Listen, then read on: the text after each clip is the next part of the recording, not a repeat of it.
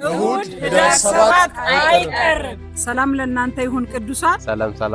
ሰላም ቅዱሳን እንዴት ናችሁ? ዛሬ በፊታችሁ የተገኘ ነው አንድ ፕሮግራም ልናስተዋውቃችሁ ነው። ከፊታችን እሁድ በሚመጣው ህዳር 7 ላይ ትልቅ የአምልኮና የቃል የትንቢት ጊዜ ይኖረናል። በእለቱ የእግዚአብሔር ሰው ሐዋርያው ዘላለም እንዲሁም የእግዚአብሔር ሴት ዘማሪ መዓዛ ማቴዎስ ትገኛለች። በዚህ ፕሮግራም ስለሚገኙ በዚህ ዕለት ልዩ የአምልኮ ጊዜ ይኖረናል፣ የቃል ጊዜ ይኖረናል፣ የእግዚአብሔርን መንፈስ የምንካፈልበት ድንቅ ጊዜ ስለሚኖረን ልዩ የአምልኮና የቃል ጊዜ ስለሚኖረን እግዚአብሔር ሰው ሐዋርያው ዘላለም ሰለሞንና ዘማሪት መዓዛ ማቴዎስ የሚገኙ ስለሆነ እናንተም ሁላችሁም ተጋብዛችኋል። ሌሎቹን በመጋበዝ ደግሞ እንድትመጡ እንጋብዛችኋለን። ጌታ መልካም ጊዜ ይሰጠናል። እሁድ ህዳር 7 ላይ እግዚአብሔር መንፈስ አብሮን ይሆናል። መታችሁ እንድትጋበዙ ስል ጋብዛችኋለሁ። እያላችሁበት መጣችሁ እንዳትቀሩ። ያጋዋቀ የበተደው እንድትመስሉ ባጌት ሰንበተ ጉዳይ ፍንድረከኝ ተደንታ ጉዳይ ቀበኝ ይድራ አቀስመስሙ ሀፖስ ባላለሚቲ ፋፍቱ ማዚ ማቴዎስ ረተርገምቲ ራፉ እንደንዳ ነጋዋቀዩ በከጅፍተን ፍንዱማት ስኒፋተው ሰንበተ ፉለ ከኝ ጅሩ ጉያ ቶርባ ዘማሪት ማሲ ማቴዎስ ይፊ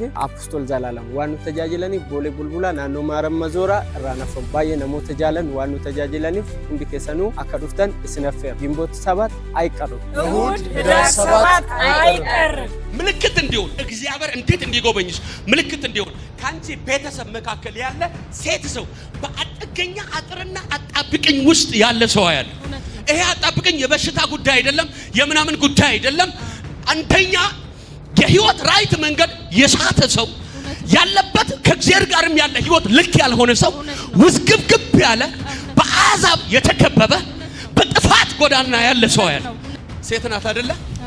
ፈታን ያለችው ጨንግፎ እኮ በልቶባት ነው ያየሁት። ሰይጣን በልቶባት በጣም ገነት ውስጥ የሚከታት መስለው አውላላ ሜዳ ላይ ጥሏት አሁን የለህ ገነቱም የለም ህልውናውም የለም።